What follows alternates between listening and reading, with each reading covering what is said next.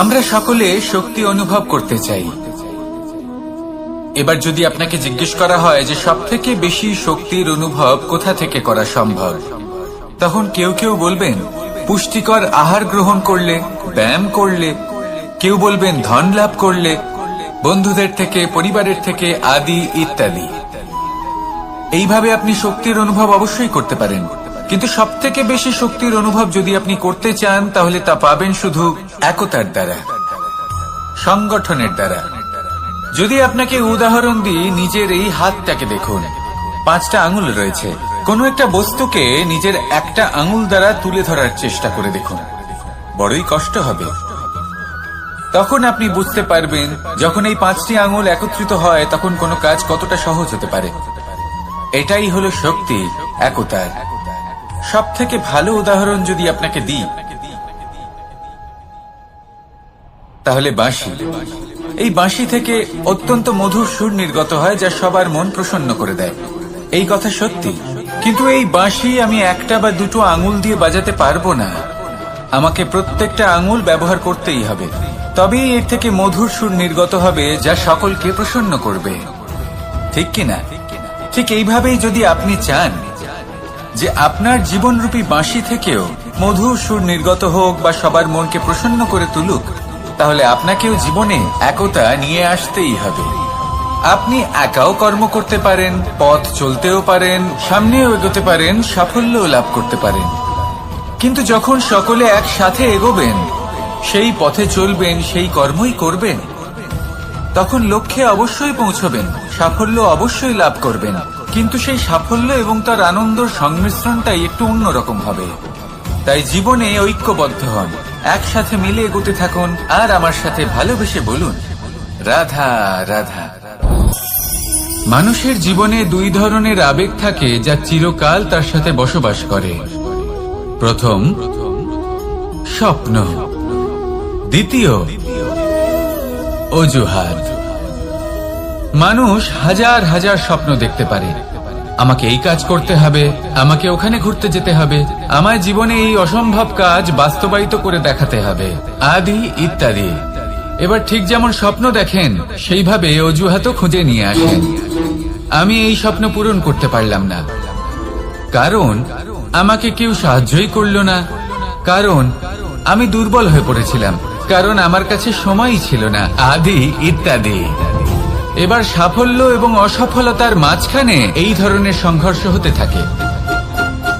সাফল্য তখন লাভ করা সম্ভব যখন আপনার স্বপ্ন আপনার অজুহাতের থেকে অনেক বড় হয়, আর অসফলতা তখন পাবেন যখন আপনার অজুহাত আপনার স্বপ্নের থেকে অনেক বড় হয়। আপনি যদি সাফল্য লাভ করতে চান তাহলে চেষ্টা করতে থাকুন, পরিশ্রম করুন। যদি অসফল হন তাহলে ভয়ভীত হওয়ার কোনো প্রয়োজন নেই। নিজের ভুল বুঝুন, তাকে শুধরে নিন, আবার চেষ্টা করুন। কিন্তু যদি নিজের জীবনে অজুহাত নিয়ে আসেন তখন স্বপ্ন কখনো পূরণ হবে না। আসুন আমার সাথে ভালোবেসে বলুন রাধা রাধা। আমার জীবনে পরিচয় হয়েছে অনেক ব্যক্তির সাথে, ভিন্ন ভিন্ন ধরনের মানুষ। এনাদের সাথে আলাপ হয়ে খুব ভালো লেগেছে, অনেক শিক্ষাও লাভ করেছি। আমি তাদের সাথেও আলাপ করেছি যারা অনেক উচ্চ স্তরে পৌঁছে গেছেন, আবার তাদের সাথেও যারা নিজেদের জীবনে বিশেষ কিছু করতে পারেননি। তাদের সাথেও পরিচয় হয়েছে যারা সফল, আবার তাদের সাথেও যারা অসফল। এবার এই সবই একই রকম মনে হয়। এদের মধ্যে পার্থক্য শুধুই মানসিকতার। যখনই কোনো অসফল ব্যক্তির সাথে পরিচয় হয়েছে তখনই দেখেছি তাদের কাছে সবসময় একটা অজুহাত রয়েছে যে কেন তারা সফল হতে পারেননি। কখনো তারা দোষ দিয়ে থাকেন তাদের ভাগ্যকে, তাদের পরিস্থিতিকে, দোষারোপ করতে থাকেন তাদের মাতা পিতাকে, আত্মীয়দের, বন্ধু বান্ধবদের।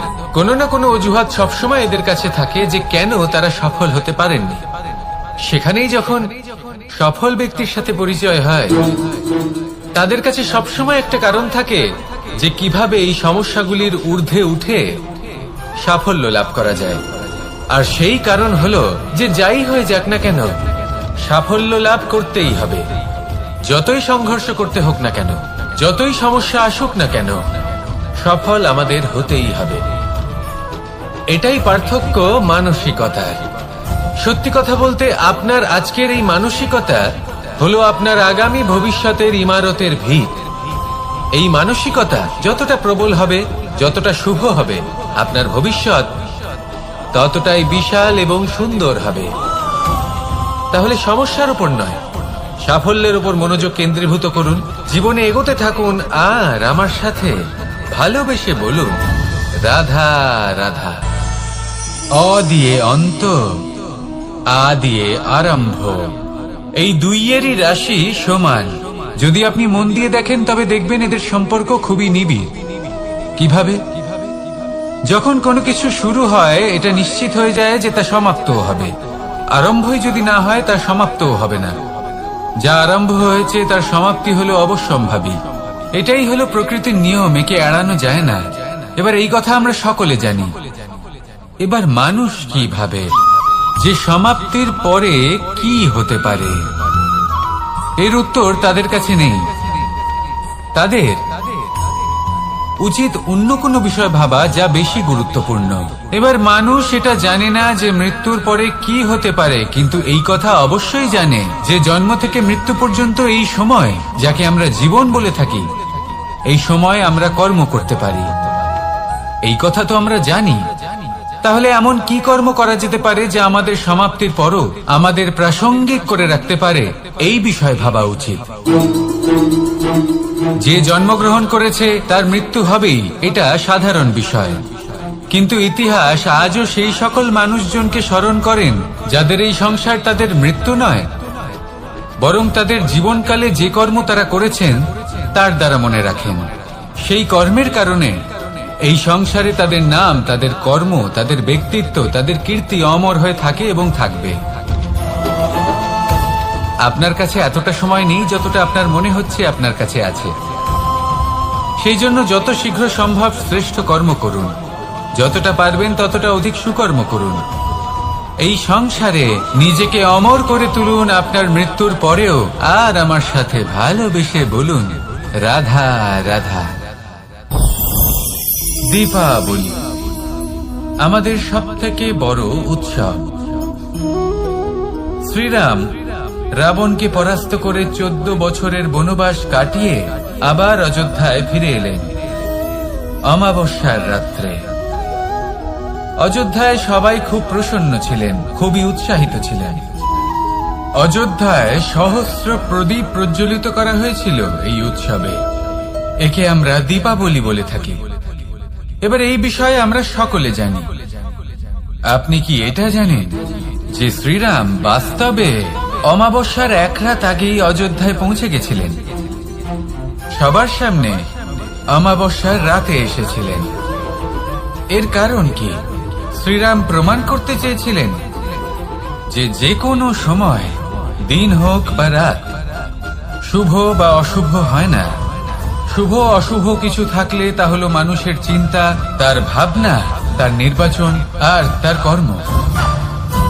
নিজেই দেখে নিন, শ্রীরাম শুভ কাজ করে ফিরেছিলেন এবং অমাবস্যার মতো গভীর এক রাত্রিকেও দীপাবলিতে পরিবর্তিত করেছিলেন। এমনটাই যদি আমরা করতে পারি, তাহলে এমন কোন গৃহে যান যেখানে অসহায় ব্যক্তি রয়েছেন, যা অন্ধকারাচ্ছন্ন, আর সেখানে প্রকাশ প্রজ্বলিত করুন। প্রকাশ সহায়তা, প্রেরণা, আশার। যদি এমন কিছু আমরা করতে পারি তাহলে তাকে প্রকৃত অর্থে দীপাবলি বলা যেতে পারে। তাহলে নিজের পরিবারের সাথে দীপাবলি পালন করুন। আপনাদের শুভেচ্ছা জানাই। আসুন আর আমার সাথে ভালোবেসে বলুন রাধা রাধা। কোনো এক সময়ের কথা, একজন জেলের একটা ছোট্ট পুত্র ছিল। সে ভাবল যে আমি আমার বাবার মতোই মাছ ধরব। তখন সে একটা লাঠি নিল, তাতে দড়ি বাঁধল, আর সেই দড়ির মুখে যে কাঁটা বিঁধে থাকে তাতে চারা ঝুলিয়ে জলে ফেলল আর বসে থাকল। কিছু সময় পরে জলে একটি তরঙ্গ দেখা গেল। ও বুঝতে পারল খুব বড় একটা মাছ ফাঁদে পড়েছে। ও বল প্রয়োগ করলো, সেটা টানার চেষ্টা করলো। মাছও বল প্রয়োগ করলো, আর শেষে যেটা হলো সেই দড়ি ছিঁড়ে গেল আর মাছ বেঁচে পালিয়ে গেল। দেখুন, ও অনেক চেষ্টা করলো কিন্তু অসফল হলো। কখনো অধিক বল প্রয়োগ করলো, আবার কখনো কম বল, কিন্তু কিছুতেই সফল হলো না।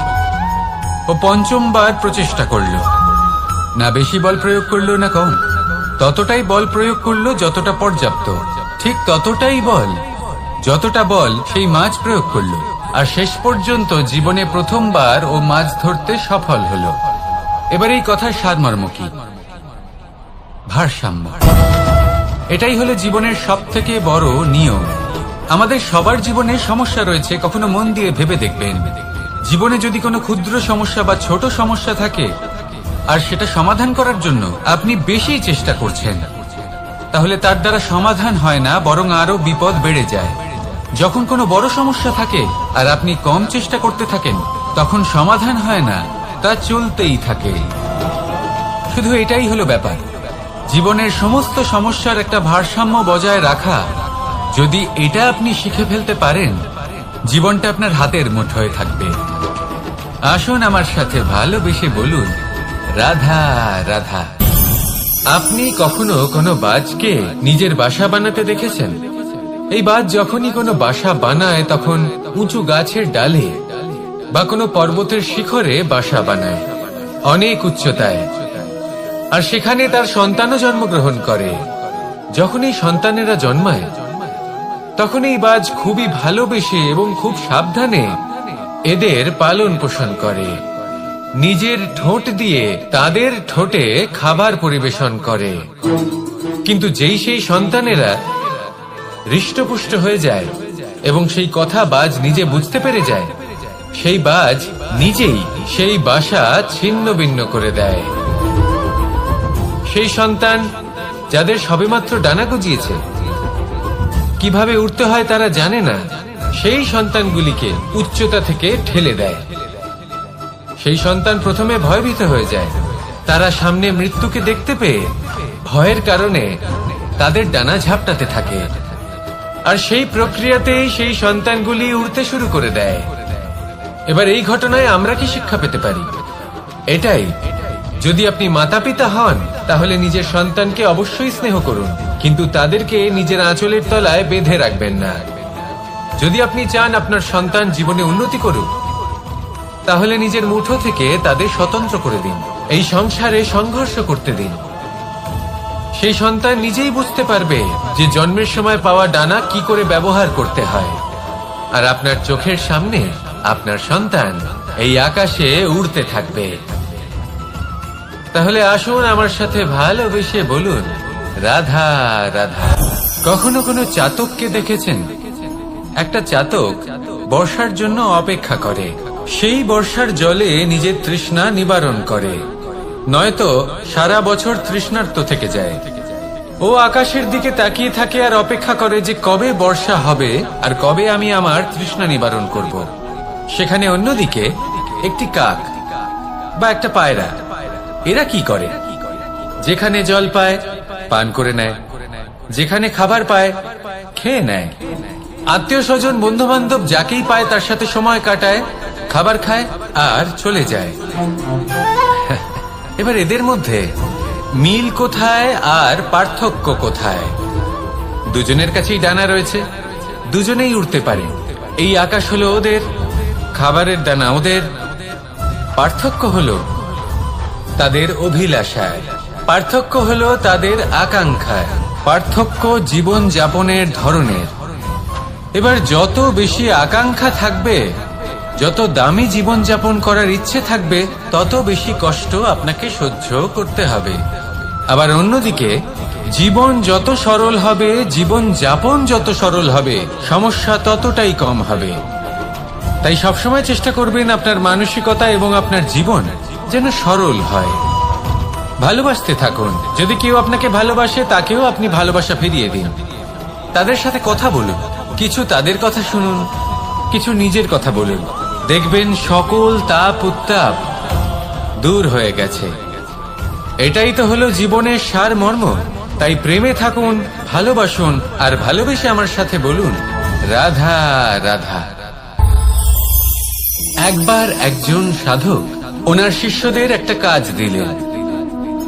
একটা দুর্লভ জড়িবুটি নিয়ে আসতে বললেন। এতটাও কঠিন কাজ সেটা ছিল না, কারণ সকল শিষ্য জানতেন যে এই দুর্লভ জড়িবুটি কোথায় পাওয়া যায়। পর্বতের শিখরে। কঠিন কাজ কোনটা? সেখানে পৌঁছনোর সেই পথ, যা ছিল কাঁটায় জর্জরিত, পাথরে পরিপূর্ণ, যেখানে পিছলে পড়ার আশঙ্কা রয়েছে এবং গভীর ক্ষত পেতে পারে সবাই। এবার বেশ কয়েকজন শিষ্য গেলেন, তার মধ্যে কয়েকজনই সেই জড়িবুটি নিয়ে আসতে পারলেন। কারণটা কি ছিল? কিছু শিষ্যের মনোযোগ ছিল শুধুমাত্র লক্ষ্যের দিকে, অর্থাৎ পর্বতের সেই শিখরে। কিছু শিষ্যের মনোযোগ ছিল পথের এই সংকটগুলির ওপর। কিছুজন নিজের সমস্ত মনোযোগ, সমস্ত শক্তি কেন্দ্রীভূত করলেন শুধুমাত্র লক্ষ্যের দিকে। বাকিরা মনোনিবেশ করলেন এই সংকটের থেকে নিজেকে বাঁচাতে। কিন্তু যাদের মনোযোগ শুধু লক্ষ্যের দিকে ছিল, শুধু তারাই জড়িবুটি নিয়ে আসতে পারলেন। কারণ কি ছিল? একটা সহজ ব্যাপার যা আমাদের বুঝতে হবে। আমরা যদি লক্ষ্যে পৌঁছতে চাই, তাহলে বিপদের সম্মুখীন তো আমাদের হতেই হবে, আর কোনো বিকল্প নেই। যন্ত্রণাও হবে, পায়ে কাঁটাও হয়তো ফুটতে পারে, হয়তো পড়েও যেতে পারেন, হয়তো রক্তপাতও হতে পারে। কিন্তু তার সাথেই সাফল্য অর্জনের যে আনন্দ, সেটাও পাওয়া যায়। সেই জন্য নিজের মনোযোগ সবসময় লক্ষ্যের দিকে রাখুন, পথের সেই বিপদগুলির দিকে নয়। সত্যি কথা বলতে, এই বিপদ এটা কিছুক্ষণের, আজ আছে কাল নাও থাকতে পারে। কিন্তু যদি লক্ষ্যকে প্রাপ্ত করতে পারেন, তাহলে তার আনন্দ আপনার সাথে সারা জীবন রয়ে যাবে। তাহলে লক্ষ্য প্রাপ্ত করুন আর আমার সাথে ভালোবেসে বলুন, রাধা রাধা। এই সংসারে সবাই বলেন, আমি অর্জুনের মতো হয়ে উঠতে চাই। সবাই চায় যে তারাও যেন অর্জুনের মতো গান্ডীব লাভ করে। তারাও চায় যে তাদেরকেও মহাদেব এসে পশুপতি অস্ত্র দান করবেন। তারাও এটাই চায় মহাভারতের মতো মহাসংগ্রামে বিজয়ী হতে। কিন্তু সবাই ভুলে যান যে অর্জুন যা হতে পেরেছিলেন, সবকিছুই অর্জন করেছিলেন। যদি আপনিও অর্জুনের মতো গান্ডীব লাভ করতে চান, তবে আপনাকেও তার মতোই শ্রেষ্ঠ কাঠ নির্বাচন করতে হবে। সেই কর্ম আপনাকেই করতে হবে। তার প্রত্যঞ্চা যাতে তীব্র হয়, তার জন্য আপনাকে সর্বশ্রেষ্ঠ দড়ি খুঁজে বের করতে হবে। আপনার বাণ যাতে ঘাতক হয়, সেই জন্য আপনাকে নতুন নতুন ধাতু খুঁজে বের করতে হবে। সেই শিক্ষা আপনাকে লাভ করতে হবে, তবেই আপনার ইচ্ছে পূর্ণ হবে। অর্জুন হওয়া বড়ই সরল, যদি আপনি কিভাবে অর্জন করতে হয় তা জানেন। শুধুমাত্র স্বপ্ন দেখেন যারা, তারা কখনোই অর্জন করতে পারবেন না। কিন্তু যদি কেউ অজ্ঞাতবাস ভোগ করতে পারে, যদি কেউ লাক্ষাগৃহ থেকে পালিয়ে বাঁচতে পারে, যদি কেউ কঠোর তপস্যা করতে পারে, প্রতীক্ষা করতে পারে এবং পরিশ্রম করতে পারে, তাহলে সে অর্জুন অবশ্যই হয়ে উঠবে। যদি আপনি অর্জুন হয়ে উঠতে চান, তাহলে কর্ম করতে শিখুন আর আমার সাথে ভালোবেসে বলুন, রাধা রাধা। বিগত দিনের কিছু কথা মনে পড়ে গেল। এক অদ্ভুত ঘটনা যা অমূল্য শিক্ষা দিয়ে যেতে পারে। বিষয় হলো যক্ষের সাথে যুধিষ্ঠিরের কথোপকথন। একবার যক্ষ যুধিষ্ঠিরকে জিজ্ঞেস করলেন, ওনাকে বললেন যে আমার কিছু প্রশ্নের উত্তর যদি আপনি দিতে পারেন, তাহলে আমি আপনার বাকি ভ্রাতাগণকে আবার জীবিত করে তুলব। সেগুলোর মধ্যে খুব গুরুত্বপূর্ণ আর কঠিন একটা প্রশ্ন ছিল, এই সংসারে সব থেকে শ্রেষ্ঠ আশ্চর্য কোনটি? এই প্রশ্ন আমি আপনাকে জিজ্ঞেস করছি। এবার কেউ বলবেন স্বর্ণ দ্বারা নির্মিত লঙ্কা, এটি হলো সংসারের সব থেকে বড় আশ্চর্য। কেউ বলবেন বরফে ঢাকা সেই পর্বত যা আকাশ স্পর্শ করে। কেউ বলবেন সেই সমুদ্র যার গভীরতা মাপা অসম্ভব ব্যাপার। কেউ বলবেন সেই বায়ু যা আমরা দেখতে পাই না, কিন্তু তা আমাদের জীবন দান করে। সংসারের সব থেকে বড় আশ্চর্য কি, সেই প্রশ্নের উত্তর যুধিষ্ঠির দিয়েছিলেন, আর তা ছিল শ্রেষ্ঠ উত্তর এবং উচিত। উনি বলেছিলেন যে সংসারে প্রতিদিন কোন ব্যক্তি জন্ম চেষ্টা করুন যাতে আপনি যে কাজ করছেন তার দ্বারা যেন অন্যের মঙ্গল হয়। এই প্রচেষ্টাই আপনার জীবনকে প্রসন্নতা আর প্রেম দ্বারা ভরিয়ে তুলবে। এই মন সুপ্রসন্ন হয়ে বলবে, রাধা রাধা।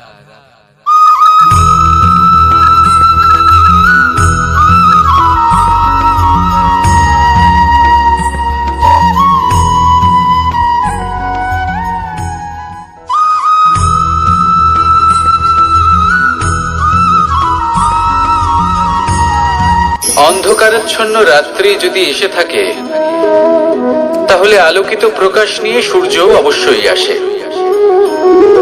রোগ যদি এসে থাকে, তাহলে তার ওষুধও অবশ্যই আসে। সমস্যা যদি আসে, তাহলে সেই সমস্যার সমাধানও নিজে থেকেই আমাদের কাছে চলেই আসে। এই সংসার, এই জীবনের শুধুমাত্র একটাই নিয়ম আছে, আর তা হলো এটাই, এই সংসার হলো একটা চক্রের মতো। এতে শাশ্বত বলে কিছু নেই, নিত্য বলে কিছু নেই, আর যা কিছুই রয়েছে সব বদলাতে চলেছে। যদি আপনার জীবনে দুঃখ থাকে, সমস্যা থাকে, যদি আপনি বিপদ দ্বারা আচ্ছন্ন, তাহলে মনে রাখবেন সবকিছু বদলে যেতে চলেছে।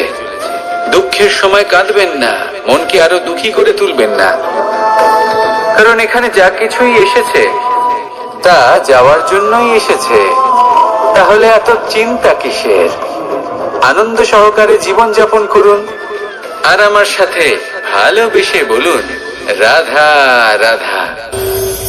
যদি কোনো সিংহ বানরের মতো গাছে চড়তে চেষ্টা করে, তাহলে কি হবে? একটা মাছ যদি মাটিতে হাঁটতে চেষ্টা করে, তাহলে কি হবে? তারা বিফলই হবে। কিন্তু এরকম কেন হয়? তার কারণ হলো প্রকৃতির রচনা কিছুটা এরকম। এখানে প্রত্যেকটি ব্যক্তিকে, প্রত্যেকটি প্রাণীকে আলাদা আলাদা গুণের অধিকারী করা হয়েছে, এবং সকলকে একটা সীমাও প্রদান করা হয়েছে। এবার এই যে বৃক্ষ, পশু, পাখি, এদের মধ্যে সেই ক্ষমতাই নেই যে এরা নিজেদের যাচাই করতে পারবে, নিজেদের সীমাগুলো বুঝতে পারবে, নিজেদের সদ্গুণগুলো চিনতে পারবে। এরা সেটা করতে পারবে না। কিন্তু মানুষ তো আলাদা।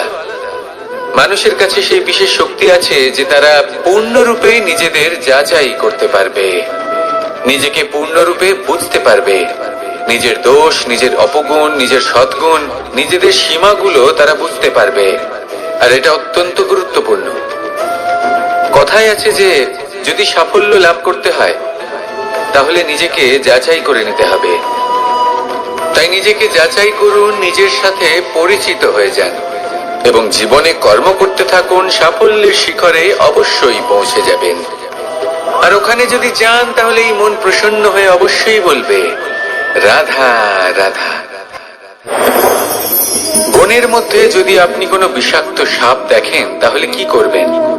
আপনি তখনই তার থেকে দূরে পালাতে চেষ্টা করবেন। আর এটা কেন করবেন? নিজের রক্ষার্থে। এই কথা আমি নয় মেনে নিলাম, কিন্তু নিজের জীবনে এটা করেন না কেন? আপনি যেখানেই যান, যে স্থানেই যান না কেন, প্রত্যেক সময়, প্রত্যেক মুহূর্তে এমন বিষাক্ত সাপ আপনি অবশ্যই খুঁজে পাবেন।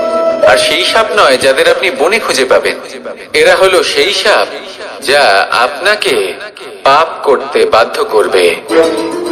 আপনার অন্তরের বাসনা, ক্রোধ, অহংকার, লোভ, ঈর্ষা, এদের বৃদ্ধি ঘটাবে। দেখুন, বনের এই সাপ আপনাকে একবার ছেড়ে দিতেও পারে, ছোবল নাও মারতে পারে, কিন্তু এই যে পাপ রূপী সাপ আছে, তা অবশ্যই ছোবল মারবে। কর্ম যদি করেন, তাহলে অবশ্যই ফল পাবেন। সেই জন্য যখনই কোথাও যাবেন, যদি এমন কাউকে দেখেন, যদি এমন কিছু দেখেন যে আপনাকে পাপ করতে বাধ্য করছে, তাহলে সেই মুহূর্তে সেখান থেকে পালিয়ে যান। যেমন বনের সাপ দেখে আপনি পালাতে থাকেন। সৎকর্মের রক্ষা অত্যন্ত আবশ্যক। আসুন আর আমার সাথে ভালোবেসে বলুন, রাধা রাধা। মনুষ্য জীবনের সব থেকে বেশি গুরুত্বপূর্ণ বিষয় হলো মনের একাগ্রতা। এই সংসারের যে কটি মহান কার্য সম্পাদন হয়েছে, তা হলো মনের এই একাগ্রতার একমাত্র ফল। আপনি অবশ্যই দেখে থাকবেন, অনেক ছোট বড় নদী যা বয়ে চলে, তাদের সামনে একটা বাঁধ নির্মাণ করা হয় সেই সব নদীর জল সঞ্চয় করতে। বাঁধ হয়ে গেলে প্রয়োজন মতো বা মনের ইচ্ছে মতো তাকে ব্যবহার করা সম্ভব। এবার এটাই আমাদের মনের সাথেও সম্ভব। আমাদের মনের একাগ্রতা আজকের দিনে দাঁড়িয়ে বিভিন্ন ধরনের বিকার, ক্রীড়া এবং ভোগের মধ্যে ভাগ হয়ে গেছে। একে একত্রিত করতে হবে, একটা বাঁধ নির্মাণ করতে হবে, কর্মের বাঁধ। আপনাকে শুধু এটাই করতে হবে, যেটা উচিত কর্ম সেটাই করুন, যেটা অনুচিত কর্ম সেটা করা থেকে নিজেকে বিরত রাখুন। ব্যাস, এই কাজটাই আপনি করতে থাকুন, মনের মধ্যে একাগ্রতার বাঁধ নির্মাণ করুন। আর একবার যদি তা নির্মাণ হয়ে যায়, তাহলে যখন চাইবেন, যেখানে চাইবেন, যতটা চাইবেন, একাগ্রতা প্রয়োগ করতে পারবেন। আর একবার যদি আপনি এটা শিখে যান, তাহলে এই সংসারকে বদলে ফেলার মতো কাজ আপনি করতে পারবেন, সমাজকে শোধরাবার মতো কাজ করতে পারবেন।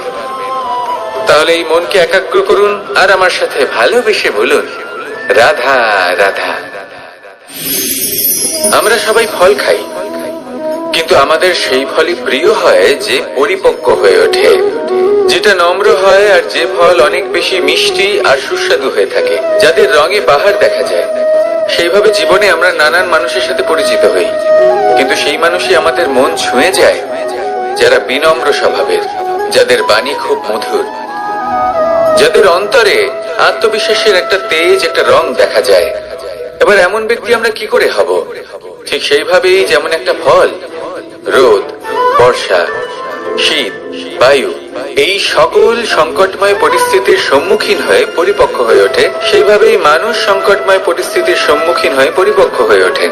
যদি এই সংকটের সম্মুখীন হন, তাহলে অভিজ্ঞ হবেন, আর এই অভিজ্ঞতাই শিক্ষা দিয়ে যাবে।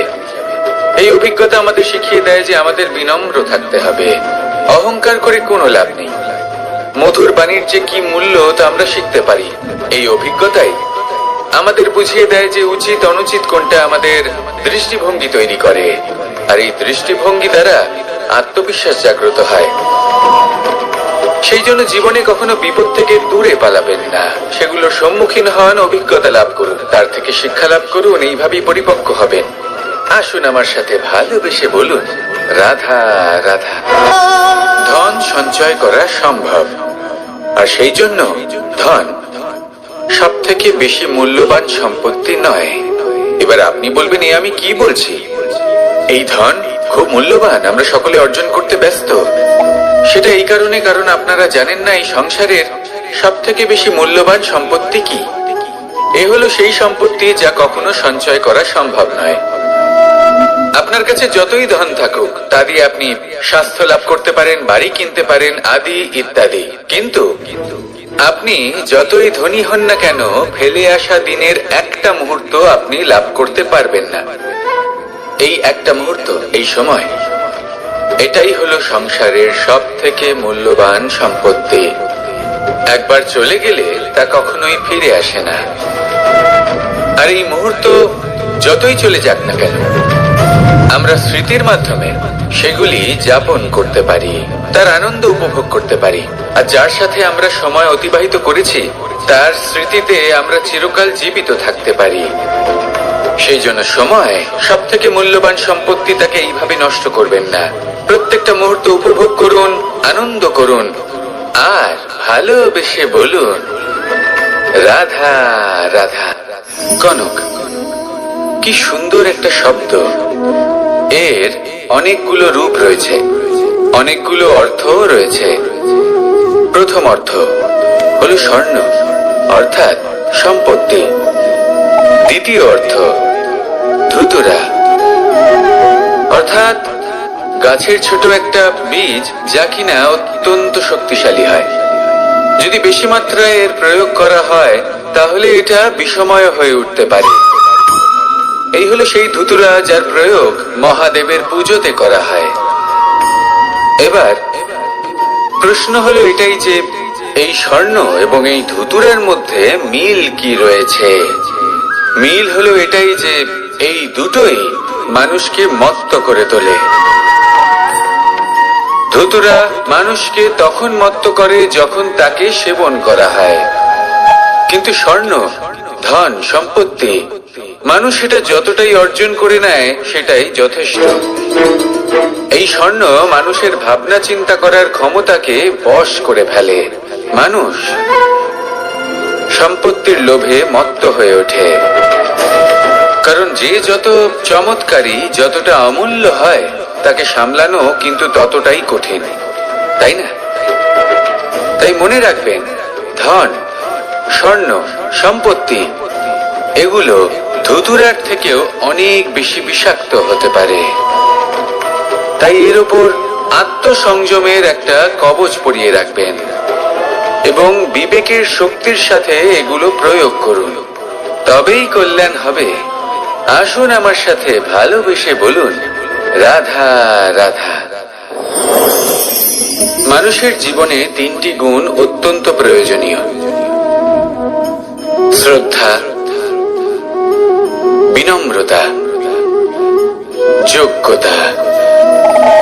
যদি জ্ঞান লাভ করতে চান তাহলে শ্রদ্ধার প্রয়োজন, যদি মান লাভ করতে চান তাহলে স্বভাবে বিনম্র হওয়া প্রয়োজন, আর যদি মনোবাঞ্ছিত স্থান লাভ করতে চান তাহলে যোগ্যতার প্রয়োজন। বিষয়টা সহজ। শ্রদ্ধা আপনাকে জ্ঞান দেবে, নম্রতা আপনাকে মান, আর যোগ্যতা উচিত স্থান দেবে। কিন্তু যদি আপনি এই 3টি গুণ সম্মিলিত করেন তাহলে এমন কিছু লাভ করবেন যা এই সব কিছুর থেকে অনেক ঊর্ধ্বে। সম্মান। আর এ হলো সেই সম্মান যা প্রত্যেক মানুষের নিজের জীবনে লাভ করতে চেষ্টা করা উচিত, কারণ এই হলো সেই সম্মান যার কারণে আপনি চলে যাওয়ার পরেও এই সংসার আপনাকে ভালোবাসবে আর মনে রাখবে। আসুন আমার সাথে ভালোবেসে বলুন, রাধা রাধা। জীবনে গতি অত্যন্ত গুরুত্বপূর্ণ, মতিও হলো গুরুত্বপূর্ণ, এবং তার থেকেও বেশি গুরুত্বপূর্ণ হলো সঙ্গতি। একটা জলের ফোঁটা, তার মধ্যে গতি থাকে, প্রকৃতির মধ্যে তা লাভ করার ইচ্ছে নিহিত থাকে, কিন্তু এই যে সঙ্গতি তা নির্ধারিত করে যে এই জলের ফোঁটা ঝিনুকের মুখে পড়ে মুক্ততে পরিণত হবে নাকি বিষাক্ত সাপের মুখে পড়ে বিষে পরিণত হবে। এবার দেখুন, এই জঞ্জাল স্বর্ণকারের দোকানের সামনেও থাকে এবং জঞ্জাল একজন ব্যবসাদারের দোকানেও থাকে, কিন্তু জঞ্জাল যা স্বর্ণকারের দোকানে থাকে তা ব্যবসাদারের দোকানের জঞ্জালের থেকে অনেক বেশি মূল্যবান, কারণ তার মধ্যে সোনার কণার সঙ্গতি থাকে। সেই জন্য জীবনে সঙ্গতির উপর বিশেষ গুরুত্ব দেবেন। যেমন সঙ্গতি তেমনই আপনি হবেন। আসুন আমার সাথে ভালোবেসে বলুন, রাধা রাধা। প্রত্যেক প্রাণী ভালোভাবে জীবন যাপন করতে চান, এটা তাদের স্বভাবে আছে এবং ভাবাটা অনুচিত নয়। কিন্তু একটা ভালো জীবনের গুরুত্বপূর্ণ অংশ কোনটা? বসবাসের স্থান, সেই স্থান যেখানে আমরা জীবন অতিবাহিত করি। এবার মানুষ ভাবতে পারেন যে একটা ভালো বাসস্থানের অর্থ কি? সেই স্থান যেখানে সহজে জল পাওয়া যায়, যেখানে শুদ্ধ বায়ু পাওয়া যায়, যেখানে আনাজ উৎপন্ন হয়। এটা জীবনযাপনের জন্য পর্যাপ্ত বটে, কিন্তু ভালো জীবন যাপনের জন্য আরো একটা কথা আপনাকে বুঝতে হবে। সাধু, জ্ঞানী, পণ্ডিত ব্যক্তি, এই সকল মহাপুরুষ, এনাদের যে বাসস্থান তা অত্যন্ত বিশেষ হয়। এখানে এক ধরনের বিশেষ ইতিবাচক শক্তি থাকে, এমন একটা স্থান যেখানে দেবতারাও বিচরণ করেন। জীবন আমরা সবাই যাপন করি, কিন্তু জীবনের উদ্দেশ্য শুধুমাত্র জীবন যাপন করা নয়। জীবনের উদ্দেশ্য হলো মুক্তি লাভ করা। আর এই সকল সাধু, জ্ঞানী, পণ্ডিত ব্যক্তি, এই সকল মহাপুরুষ আপনাকে মুক্তির পথে নিয়ে যেতে পারেন, কারণ এরা হলেন সেই মহাপুরুষ যারা নিজেদের অন্তরের বিকার, অহংকার, ক্রোধ, বিদ্বেষ এই সকল দোষগুলিকে ত্যাগ করেছেন, এদের উপর বিজয় লাভ করেছেন। এমনই একজন ব্যক্তি আপনাকে মুক্তির পথে নিয়ে যেতে পারে। প্রয়োজন হলো শুধুই এনাদের চিনতে পারা, এদের কথা বুঝতে পারা এবং এদের দেখানো পথে চলা। যদি আপনি এটা করতে পারেন তাহলে এই মন প্রফুল্ল হয়ে বলবে, রাধা রাধা। আমি এখানে একা এই বনে বসে আছি, বাঁশি বাজাচ্ছি। কার জন্য? কে আছেন এখানে? কেউ নেই। আমার প্রজা, আমার রাজ্য, আমার পরিবার আমার থেকে অনেক দূরে আছেন। আমি এখানে একা এই বনে বসে, এই আকাশের এই রঙের, গাছের এই সব ফলের, মাটির সুবাসের আনন্দ উপভোগ করছি। কেন? আমি হলাম দ্বারকাধীশ। এমন কি রাজকীয় বা ভৌতিক সুখ রয়েছে যে আমি ওখানে পেতে পারি না? সবকিছুই পেতে পারি, তাও এখানে বনে একা বসে আছি। কোন সুখ খুঁজে চলেছি?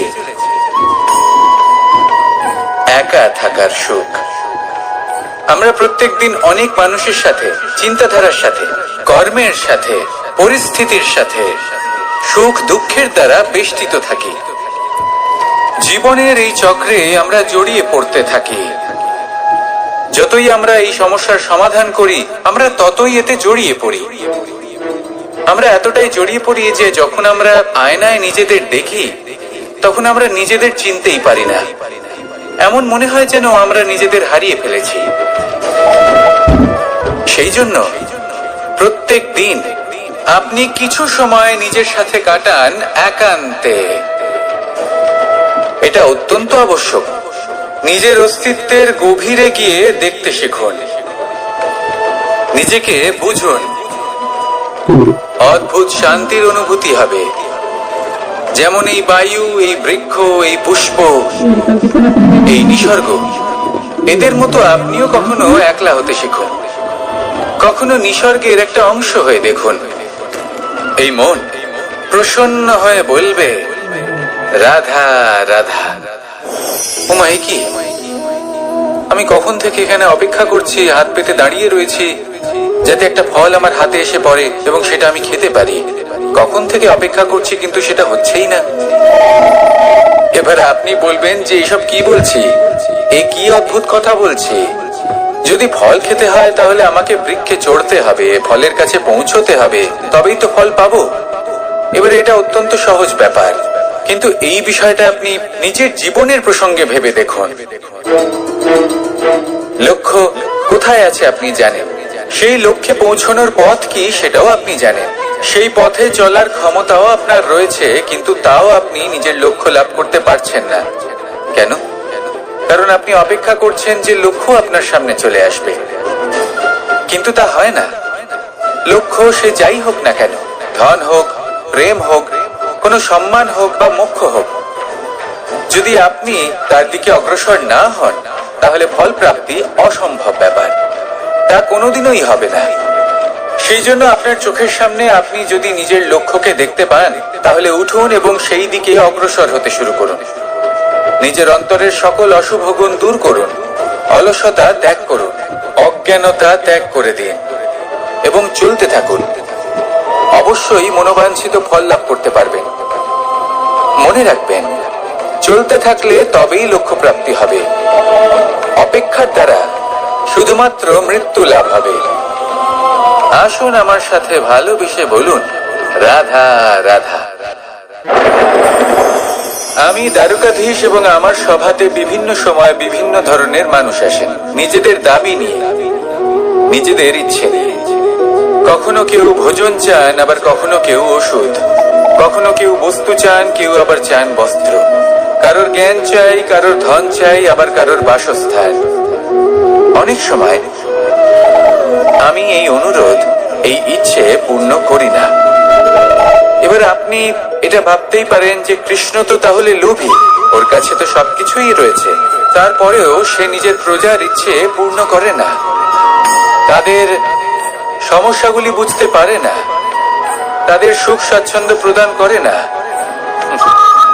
আসল সত্য হলো এটাই যে কোনো সবল ব্যক্তি, যে কোনো গৃহস্থ ব্যক্তি যে কাজ করতে সক্ষম, তার পরিশ্রম দ্বারাই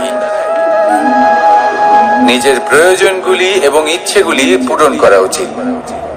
এটা অত্যন্ত প্রয়োজনীয়। আর এগুলো তিনি করতে পারেন শিল্প, ব্যবসা, আচরণ অথবা জ্ঞানের ভিত্তিতে। এই পথে চলতে হবে, পরিশ্রম করতে হবে, তবেই সে কিছু অর্জন করতে পারবে। এবার এমন কোন ব্যক্তি যার এই সব কিছুতে কোনো রুচি নেই, যে কিছুই করতে চায় না, সে কিছুই অর্জন করতে পারবে না। এবার এরকম কোনো ব্যক্তিকে যদি আমি কোনো বস্তু প্রদান করি, তাহলে কি হবে? সে পরাধীন হয়ে যাবে, আর সেটা উচিত হবে না। তাহলে কি করা উচিত? তাকে পথ দেখানো। বোঝাতে হবে যে কোন পথে চলে তুমি নিজের লক্ষ্য প্রাপ্ত করতে পারবে। শিল্প, জ্ঞান, আচরণ এবং ব্যবসা এই পথে কিভাবে চলে সেটা শেখাতে হবে, আর আমি সেটাই করি। তার ফলে কি হয়? ব্যক্তি স্বাধীন হয়ে যায়। সংসারে সে যা চাইবে তাই প্রাপ্ত করতে পারবে, কখনো কারোর থেকে কিছু চাইবার প্রয়োজন পড়বেই না। এই কথাটা সবসময় মনে রাখবেন। যখনই দান করবেন তা ভাবনা চিন্তা করে এমন ভাবে দান করবেন যাতে সামনের ব্যক্তি স্বাধীন হতে পারে, পরাধীন নয়। আসুন আমার সাথে ভালোবেসে বলুন রাধা রাধা করতে শিখুন। পাণ্ডব, পাণ্ডবরা বন থেকে এসেছিলেন। ওনাদের কাছে না কোনো ধন ছিল, না কোনো সম্পদ, না বিদ্যা। নিজের পরিশ্রমের দ্বারা ওনারা বিদ্যা অর্জন করেছিলেন, আর তার দ্বারাই সম্পদ অর্জন করলেন আর ধনও অর্জন করলেন। এই পাণ্ডব ছিলেন অত্যন্ত কুশল এবং শক্তিশালী। যুধিষ্ঠির নিজের পরিশ্রম দ্বারা এমন জ্ঞান অর্জন করেছিলেন যে এই সংসার ওনাকে ধর্মরাজ যুধিষ্ঠির অভিহিত করেছিল। দেখতে গেলে পাণ্ডবদের কাছে সবকিছুই ছিল, কিন্তু যখন বিষয় এলো আরো ধন লাভ করার, তখন যুধিষ্ঠির, যিনি পাণ্ডবদের মধ্যে জ্যেষ্ঠ, তিনি সকল পাণ্ডবদের সাথে দ্যুতক্রীড়ায় অংশগ্রহণ করে ফেললেন। এর ফলে না শুধু ধনলক্ষ্মী, ধর্মলক্ষ্মী, বিবেক লক্ষ্মী কেউ হারালেন, আর শুধু তাই নয়, নিজের গৃহলক্ষ্মী দ্রৌপদীকেও হারিয়ে ফেললেন। এর কারণ কি?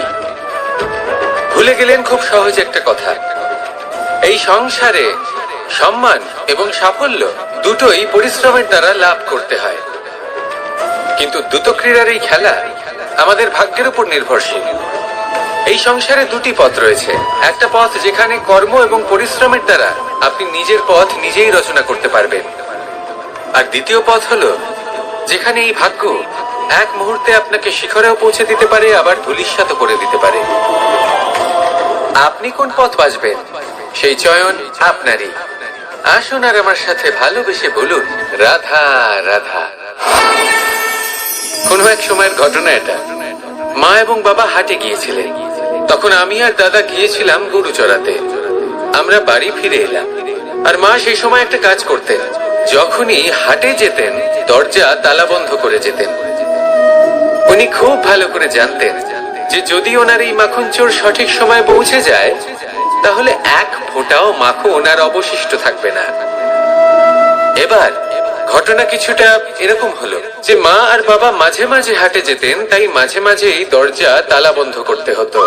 যখন মা আর বাবা ফিরে এলেন তখন বাবা ভুলে গিয়েছিলেন যে এই চাবির গোছা থেকে ঠিক কোন চাবিটা দরজার তালা খোলার জন্য উপযোগী।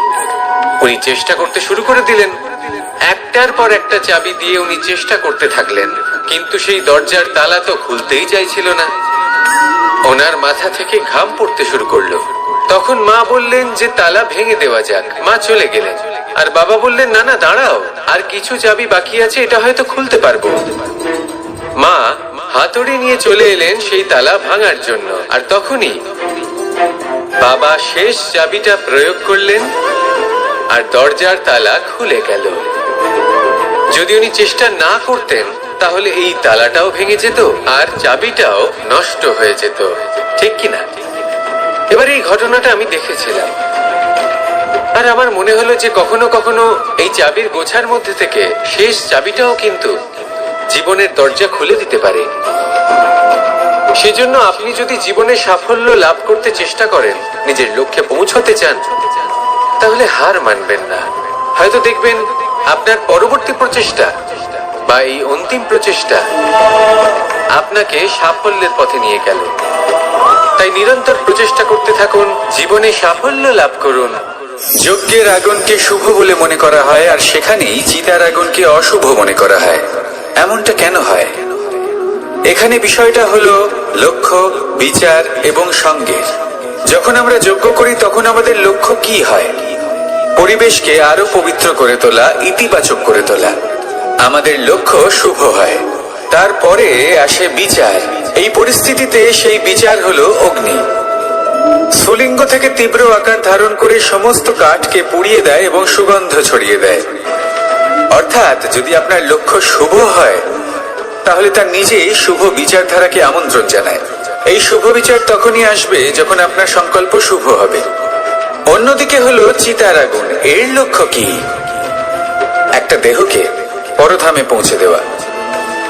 সবার শেষে সবকিছু আপনার উপরে নির্ভরশীল যে আপনি কোনটা চয়ন করতে চান। আপনার লক্ষ্য যদি শুভ হয় তাহলে আপনার বিচার এবং সঙ্গতি আর তার পরিণাম সবই শুভ হবে। আসুন আর আমার সাথে ভালোবেসে বলুন, রাধা রাধা। এই সংসারের প্রত্যেক বস্তুর, প্রত্যেক পরিস্থিতির, প্রত্যেক আবেগের দুটি দিক আছে। এর মধ্যে পার্থক্য করা সম্ভব শুধুমাত্র দৃষ্টিভঙ্গির দ্বারা। যদি কোনো ব্যক্তি পর্বত শিখরে দাঁড়িয়ে থাকেন তাহলে উনি এটাই দেখতে পাবেন যে এই জলের ধারা সমুদ্রের দিকে বয়ে চলেছে। আরেক ব্যক্তি যিনি সমুদ্রের কাছে দাঁড়িয়ে আছেন তার এটাই মনে হবে যে এই জলের ধারা সমুদ্রের দিকে আসছে। এখানে বিষয়টা হলো দৃষ্টিভঙ্গির, আর এটাই সময়ের সাথেও হয়ে থাকে। অনেক সময় মানুষ চিন্তিত হয়ে পড়েন, ত্রস্ত হয়ে পড়েন যে তার কাছে হয়তো খুব কম সময় আছে, তাতে তিনি অনেক কিছুই করতে পারবেন না, আর একটু সময় থাকলে খুব ভালো হতো। তিনি এইভাবেও ভাবতে পারেন যে অল্প হলেও সময় বাকি তো রয়েছে, অর্থাৎ যা অবশিষ্ট আছে তাকে সংরক্ষণও করা সম্ভব, তাতে জীবন যাপনও করা সম্ভব। আর এটা নির্ভর করছে আপনার উপর। তাই দৃষ্টিভঙ্গি ইতিবাচক রাখুন। জীবনে দুই ধরনের আবেগ রয়েছে যার কোনো মূল্য নেই। আমার কথার অর্থ এটা নয় যে এদের কোনো গুরুত্ব নেই, গুরুত্ব যথেষ্টই রয়েছে, শুধু এদের জন্য আপনাকে কোনো মূল্য দিতে হয় না। প্রথম আবেগ হলো আনন্দ, প্রসন্নতা। এটা আপনি যে কোনো জায়গায় খুঁজে পেতে পারেন যদি আপনি খুঁজে পেতে চান। আপনি কোনো পুষ্পের সৌন্দর্য দেখে প্রসন্ন হতে পারেন। বায়ুর কারণে যখন একটি বৃক্ষ শিহরিত হয় সেটা দেখে আপনি প্রসন্ন হতে পারেন। একটা ছোট্ট শিশুর কলরব শুনেও আপনি প্রসন্ন হতে পারেন। একটা ক্রন্দনরত বালককে হাসিয়ে আপনি প্রসন্ন হতে পারেন। সবকিছু আপনার উপর নির্ভরশীল। সেখানে আরেকটি আবেগ হলো দুশ্চিন্তা। মানুষ বড়ই দুশ্চিন্তা করতে থাকে। আজ আমি এই কাজ করেছি, সেই বিষয়ে চিন্তা। আজ আমি এই কাজ করতে পারিনি, সেই বিষয়ে চিন্তা। কাল আমাকে এই কাজ করতে হবে, সেই নিয়ে চিন্তা। আমি কি সেই কাজটা করতে পারবো, সেই বিষয়ে দুশ্চিন্তা। চিন্তা সর্বত্র রয়েছে, যার জন্য মূল্য দিতে হয় না। যত চান আপনি একত্রিত করতে পারেন। একটা গুরুত্বপূর্ণ কথা মনে রাখবেন, প্রসন্নতা জীবনের একটা নতুন সূত্রপাত। সেখানে দুশ্চিন্তা হলো জীবনের চিতার সময়। এবার এই দুটি আবেগ হলো মূল্যহীন, দুটোই আপনার সামনে আছে। কোনটা চয়ন করবেন আপনি, দুশ্চিন্তা নাকি প্রসন্নতা? সিদ্ধান্ত আপনারই। আসুন আর আমার সাথে ভালোবেসে বলুন, রাধা রাধা। ধন, সম্পত্তি, এগুলো আসলে কি? এগুলো শুধু সেই মূল্য যার দ্বারা আমরা কোনো কিছু অর্জন করতে পারি। এবার এই ধনের দ্বারা এই সংসারে অনেক কিছু লাভ করা সম্ভব, কিন্তু সেই সব কিছুই শুধুমাত্র ভৌতিক বস্তুই হবে, ভৌতিক সামগ্রী, ভৌতিক সুবিধা। অর্থাৎ আপনার কাছে যতই ধন থাকুক তা আপনাকে শান্তির ঘুম এনে দিতে পারবে না, আপনাকে জীবনের বাস্তব সুখের অনুভূতি লাভ করাতে পারবে না, কারণ এগুলো ভৌতিক ধন। এই ভৌতিক বস্তুই অর্জন করাতে সক্ষম। বাস্তবিক ধন কি? যদি এই প্রশ্ন আপনার মনে আসে তাহলে তার উত্তর আমি আপনাকে দেব একটা উদাহরণের মাধ্যমে। কখনো আপনি শুনে থাকবেন যে একজন পিতা আজীবন অনিষ্ট করেন, অনর্থ করেন, খারাপ কাজ করেন শুধু ধন অর্জনের জন্য। তিনি ভাবেন যে আমি ধন অর্জন করব আর নিজের সন্তানকে একটা উজ্জ্বল ভবিষ্যৎ প্রদান করব, একটা সুখ স্বাচ্ছন্দ্যময় জীবন দান করব। এবার সন্তান যখন জন্ম লাভ করে তখন সে ভাগ্যের জোরে সেই ধন ভোগ করে। যেরকম সে পায় সেরকমই তার ব্যবহার সে করে। কখনো আপনি এটাও দেখে থাকবেন যে সেই সন্তান সমস্ত ধন নষ্ট করে ফেলে, আর সেই পিতা যিনি সমস্ত ধন সঞ্চয় করেছেন, যিনি সেই ধনের প্রভু, আজ সেই ধনের প্রহরী হয়ে রয়েছেন। এবার এরকম কেন হয়? এরকম তখনই হয় যখন সেই পিতা বুঝতেই পারেন না যে তার জীবনের আসল ধন কি। সেই আসল ধন তার সন্তানকে সে দিতেই পারে না। যদি পিতা তার সন্তানকে কর্মের জ্ঞান দিতে পারেন, উচিত কোনটা অনুচিত কোনটা সেই শিক্ষা দিতে পারেন, সংস্কারের প্রকৃত শিক্ষা দিতে পারেন, তবে সেটা ধনের থেকে অনেক বেশি গুরুত্বপূর্ণ। এটাই হলো জীবনের বাস্তব ধন। আপনি সেই কথা তো অবশ্যই শুনে থাকবেন, কুসন্তান হলে ধন সঞ্চয় করে কি হবে, সুসন্তান হলে ধন সঞ্চয় করে কি হবে। সন্তান যদি কুপুত্র হয় তাহলে সব নষ্ট করে ফেলবে, আর সন্তান যদি সুপুত্র হয় তাহলে ধন থাকুক না থাকুক সে নিজেই কর্মের পথে অগ্রসর হয়ে ধন অর্জন করবে আর নিজের জন্য এক উজ্জ্বল ভবিষ্যৎ গড়ে তুলবে। তাই সন্তানকে সম্পদ দেওয়ার আগে কর্মের জ্ঞান দান করুন, সুশিক্ষা দিন, কারণ এটাই হলো জীবনের প্রকৃত ধন। আসুন আর আমার সাথে ভালোবেসে বলুন, রাধা রাধা। একবার একটা শেয়াল বনে বিচরণ করছিল। ও একটা ছোট্ট শাবক দেখতে পেল। ও ভাবলো, আজ একেই আমি খাবার হিসেবে গ্রহণ করব। আশেপাশে দেখলো কেউ দেখছে না তো, কেউ ছিল না, আর সেই শাবকের উপর আক্রমণ করলো, যা হলো একটা ঘোর অপরাধ। বনের নিয়ম অনুসারে আপনি কখনোই শাবকের উপর আক্রমণ করতে পারেন না। তারপর এই খবরটা যখন রাজা সিংহ জানতে পারলেন, সভার আয়োজন করলেন। কিন্তু সেখানে শিয়াল বলল, আমি তো এরকম কিছু করিনি। কিন্তু যদি আপনি এরকম বলেন, কোনো প্রমাণ দিন, এর কোনো সাক্ষী আছে? তখন রাজা সিংহ পেঁচাকে ডেকে পাঠালেন, যে সেই মুহূর্তে বৃক্ষের শাখার উপর বসেছিল, সে সব কিছু দেখেছিল। পেঁচা সব সত্যি কথা বলল, আর শেয়ালকে মৃত্যুদণ্ড দেয়া হলো। এবার এই কাহিনী আমি আপনাকে কেন শোনালাম? কারণ মানুষও কখনো কখনো এরকম কর্ম করেন যা শিয়াল করেছে। এটা ভাবেন কেউ দেখছে না যখন আমি অনুচিত কর্ম করতেই পারি, কিন্তু না, আপনি যাই করুন না কেন, কেউ না কেউ অবশ্যই তা দেখছে। কোনো ব্যক্তি না হলেও কোনো প্রাণী, না হলে কোনো যক্ষ বা দেব বা প্রেত। যদি এনারা কেউ না দেখেন, তাহলে ধরিত্রী মাতা দেখেন, যেখানে দাঁড়িয়ে আপনি সেই কর্ম করছেন, তাই না? তাই একটা কথা সবসময় মনে রাখবেন, কে দেখছেন কে দেখছেন না সেই বিষয়ে ভাবা ছেড়ে দিন। এটা খুব সহজ কথা। আপনি যদি উচিত কর্ম করেন, উচিত ফল পাবেন। যদি অনুচিত কর্ম করেন, তাহলে আপনি অনুচিত ফল অবশ্যই পাবেন।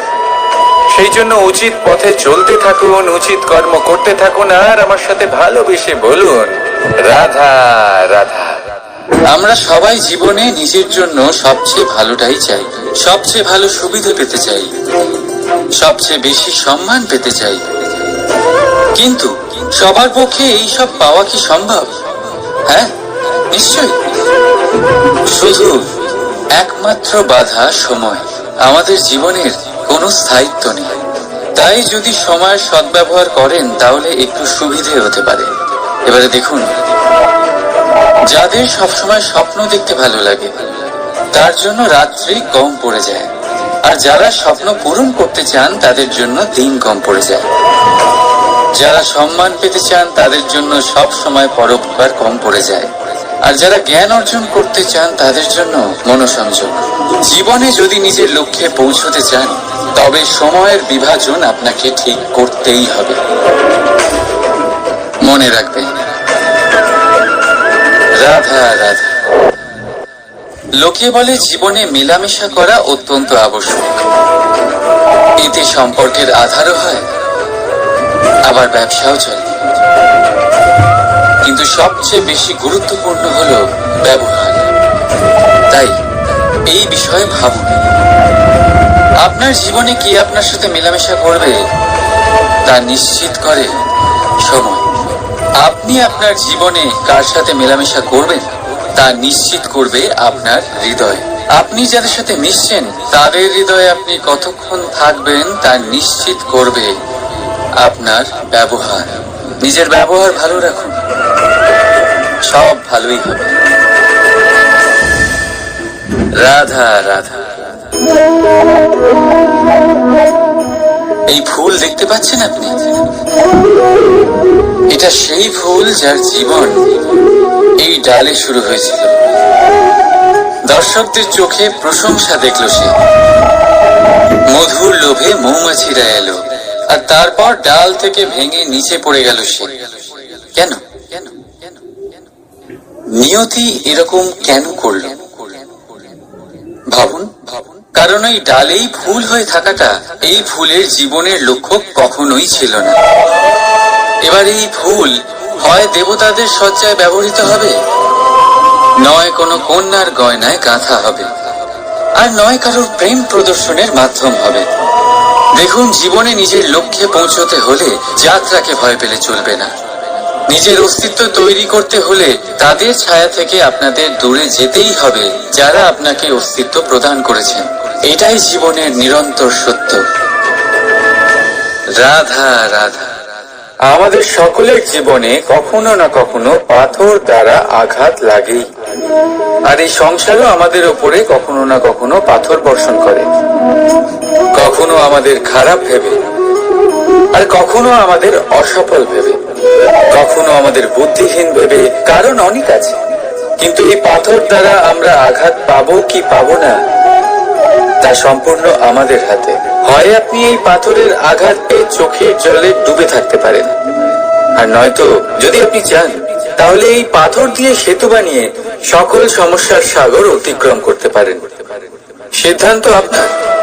এই পাথর এ হলো প্রতীক আমাদের নিন্দার, আমাদের আলোচনার।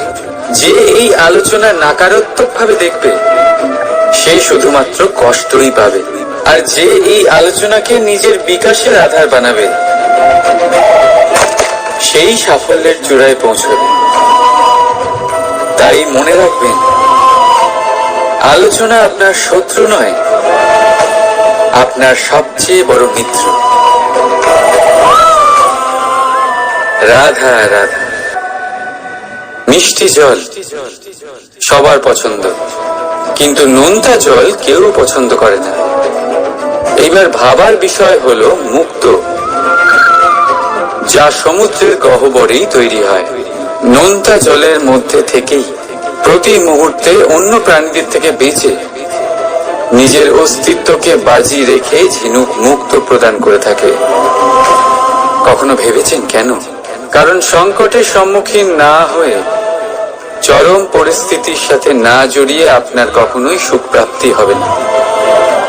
তাই নির্ভীক হয়ে সংকটের সম্মুখীন হন, আর আমার সাথে ভালোবেসে বলুন রাধা রাধা। আমরা সকলেই সময়ের গুরুত্ব বুঝি। সময় আমাদের তৈরি করে, আর সময়ই আমাদের নষ্ট করে দেয়। কখনো ভালো সময় আসে, আর কখনো ভীষণ খারাপ সময় আসে। তবে আশ্চর্যের বিষয় এটাই যে সব জেনেও আমরা সময় নষ্ট করি। মনে রাখবেন, সময় শুধু বয়ে যায়, কখনো ফিরে আসে না। তাই ভালো সময় আসার অপেক্ষায় সময় নষ্ট করবেন না। যাই করবেন আজ, এক্ষুনি, এই মুহূর্তে শুরু করুন। তা সেটা কাউকে আনন্দ দেওয়াই হোক, বা নিজেকে বদলানোর চেষ্টা করা হোক, যাই হোক না কেন, বিলম্ব করবেন না। কারণ সময় শুধুমাত্র তাকেই সঙ্গ দেয় যে সর্বদা সময়কে সম্মান করে। রাধা রাধা। কোথায় আছে সবকিছু সীমা থাকে, মুশকিলের, কষ্টের, সংকটের, অন্ধকারের।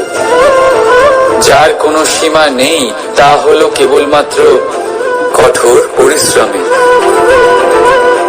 আপনি নিশ্চয়ই দেখেছেন, রাত্রি যতই অন্ধকারময় তারারা পরিশ্রম করে তার সাথে লড়তে থাকে, আর অবশেষে সকাল হয়েই যায়।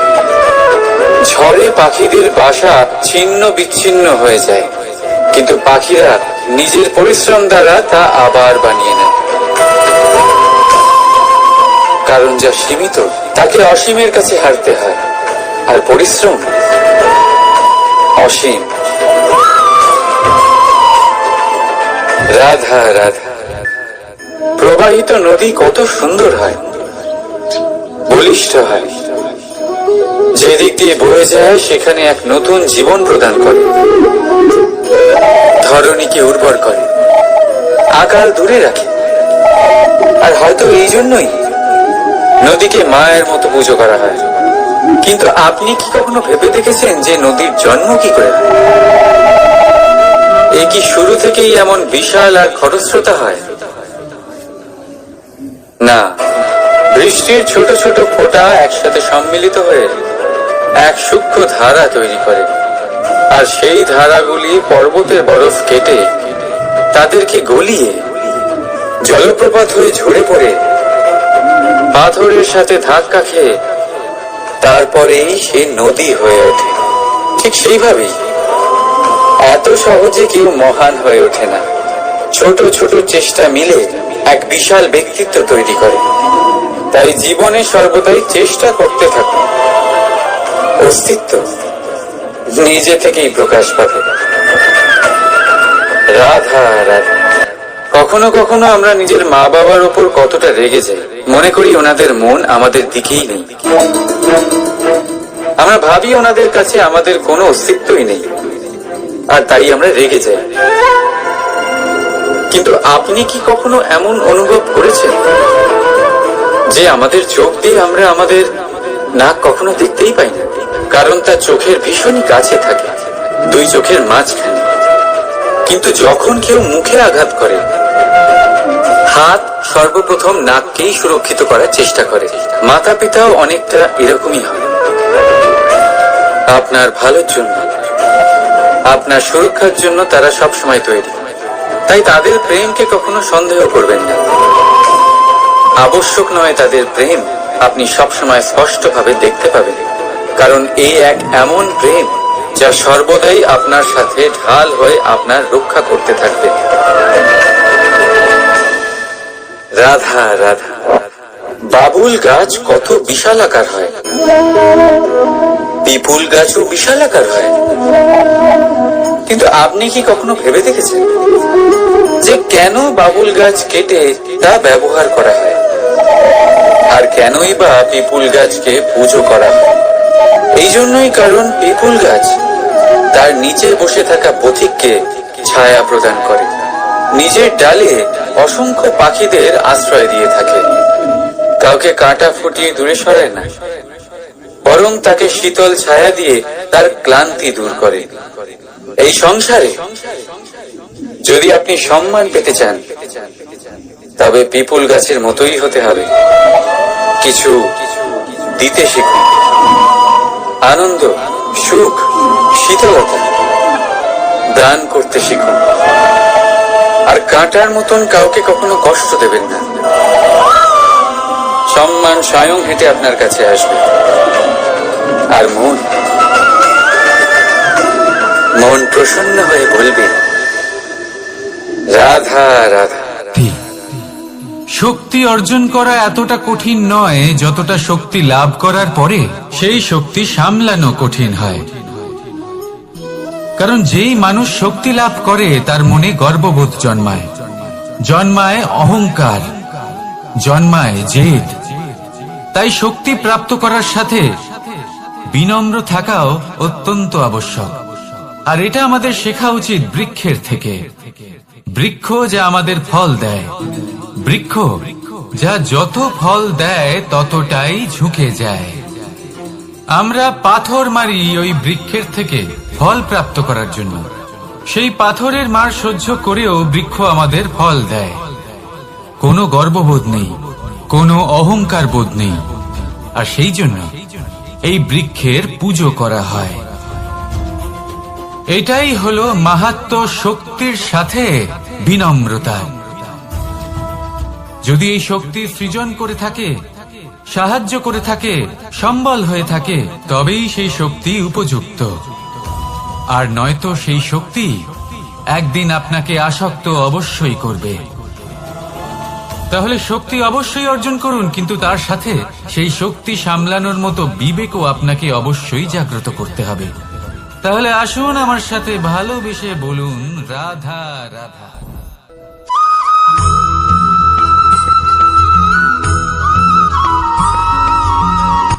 কথায় আছে, অন্ধকারে প্রদীপ প্রজ্বলিত করলে চতুর্দিক আলোকিত হয়। কিন্তু যদি এই প্রদীপ আমি সূর্যের আলোর সম্মুখে সকালবেলায় প্রজ্বলিত করে রেখে দিই, তাহলে কি হবে? আপনি বলবেন যে এটা করে তো কোনো লাভই হলো না। সূর্যের প্রকাশের সামনে এই প্রদীপ আসলে কিছুই নয়। এবার এই চিন্তা ভাবনা প্রত্যেক দিন করতে হবে, আর একটা অমূল্য শিক্ষা পেতে হবে। মনে করুন যে আপনি মহাপুরুষের সামনে বসে আছেন, কোনো মহাজ্ঞানীর সামনে। তাহলে সেই ব্যক্তির সামনে নিজের জ্ঞানের প্রদীপ প্রজ্বলিত করবেন না, নীরব থাকুন, আর সেই ব্যক্তির সূর্যের প্রকাশের মতো জ্ঞান প্রাপ্ত করুন। যতটা পারবেন জ্ঞান লাভ করুন। যদি এমন কোন সময় এমন কোন স্থানে আপনি আছেন যেখানে চতুর্দিক অন্ধকার, কারোর কাছেই জ্ঞান নেই, সেখানে নিজের জ্ঞানের প্রদীপ প্রজ্বলিত করুন। এমন করলে দুদিক থেকেই আপনার লাভ হবে। আপনার জ্ঞান প্রাপ্তিও হবে, আর জ্ঞানের সঠিক প্রয়োগও করতে পারবেন। আর এই মন প্রসন্ন হয়ে বলবে, রাধা রাধা।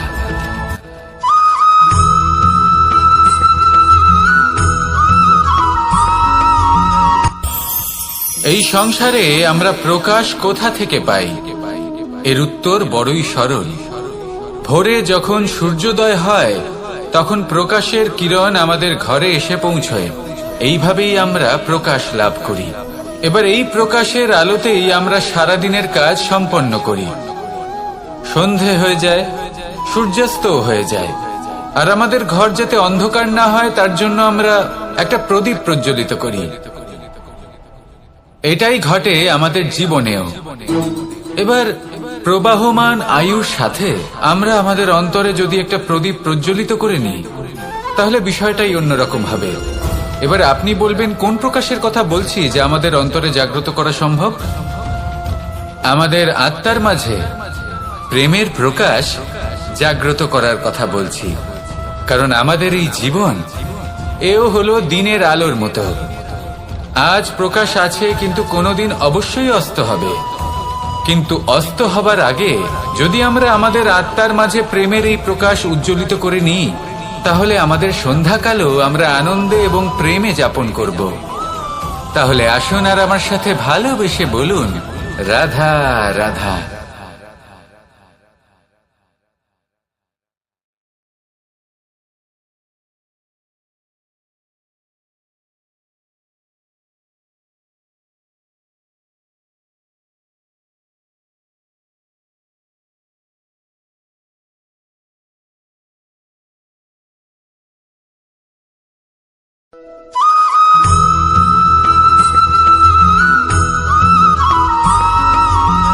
কথায় আছে যে এমন কোনো অক্ষর নেই যার দ্বারা কোনো মন্ত্র হয় না।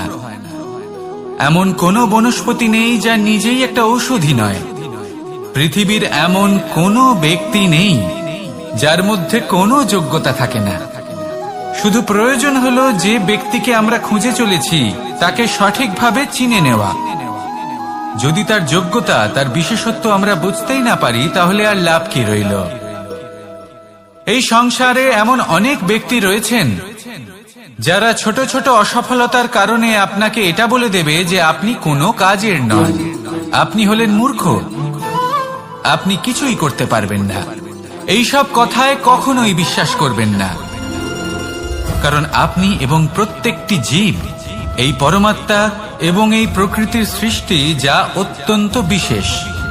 যদি আপনাকে উদাহরণ দিই, তাহলে একদিকে আছে তরোয়াল, একটা বড় লম্বা তরোয়াল যার দ্বারা যুদ্ধ করা যায়, জয়লাভ করা যায়।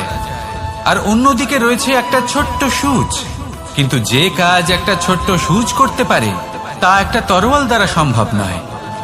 এর অর্থ হলো এটাই যে প্রত্যেকটা রচনা অত্যন্ত অমূল্য এবং অত্যন্ত বিশেষ হয়। তাহলে বিশ্বাস রাখুন যে আপনি অত্যন্ত বিশেষ একজন, আর প্রেমের সাথে বলুন, রাধা রাধা।